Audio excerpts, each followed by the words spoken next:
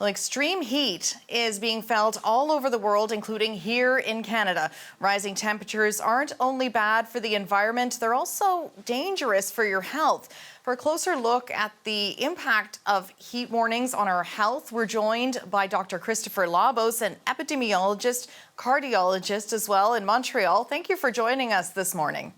Oh, my pleasure. Thank you for having me. So can you tell us, beyond the obvious sort of urge to jump in a swimming pool when temperatures are like this to cool off, what happens to the human body when it's exposed to the kind of extreme heat that we've really been seeing in various parts of this country? Well, nothing good, unfortunately. Now, during the early stages, your body is trying to compensate to maintain your core temperature at a normal level. So you use your usual mechanisms to maintain your body heat, the main one being sweating. But as that stops being useful, and especially at high humidity, our ability to lose heat by sweating is really impacted. You start trying to do other things, and your body starts shunting more blood closer to the surface of the skin so it can lose the heat that way.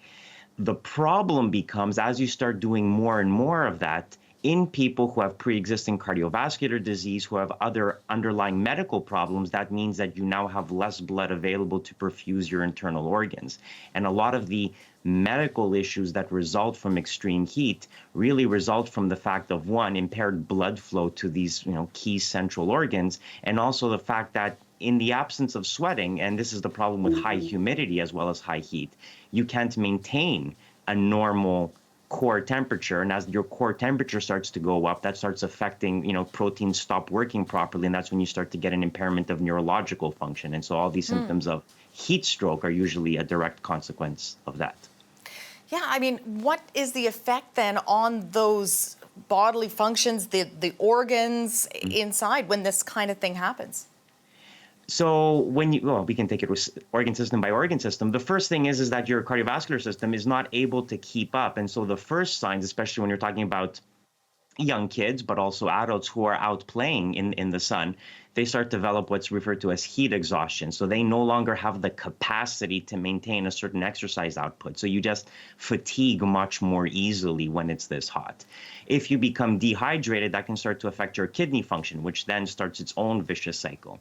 And as we start to get into the neurological impairments or the heat stroke end of the spectrum, that's when you start off with, fairly minor symptoms to begin with. You might just be a little bit disoriented, a little bit confused, and you might not even notice that you're behaving in an odd fashion. It's the people around you who are going to notice the change. But then as that gets steadily worse, then you can start to have loss of consciousness, you can have seizures, and you can actually die. People do die of hyperthermia, of excessive heat like this. So it's not a trivial matter by any means.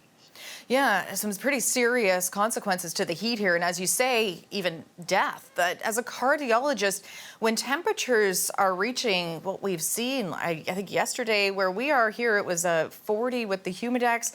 How concerned are you with heart health and the effect on people's health?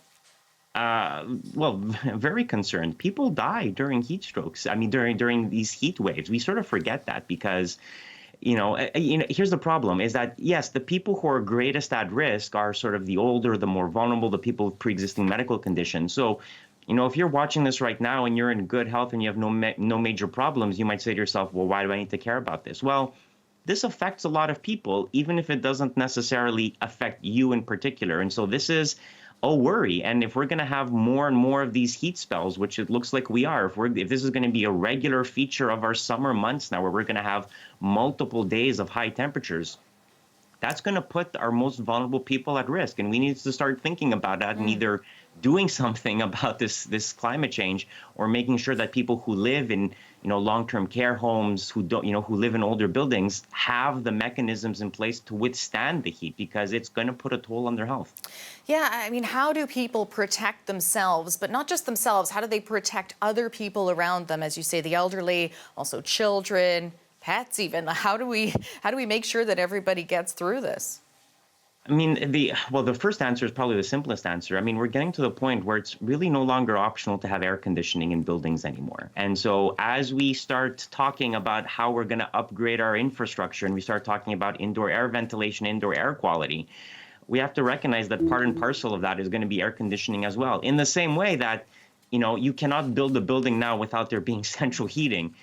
We're going to have to really acknowledge that if this is our new reality, people are going to need air conditioning. And this is the problem, that a lot of older institutions, a lot of older buildings, whether they be schools or long-term care homes or even older housing, were built in a time before air conditioning. And it may not be easy to upgrade them and get people air conditioning, but this is going to be essential, because the solution to extreme heat is to stay cool.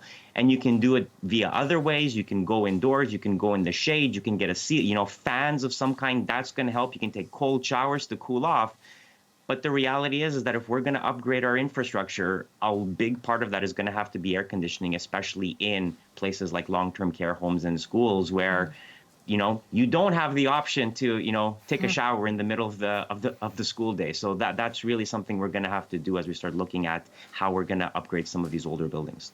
Air conditioning, still such a luxury for so many people in our society. Thank you so much for laying out some of the risks and what to look for. We appreciate it. My pleasure. Take care. Dr. Christopher Labos.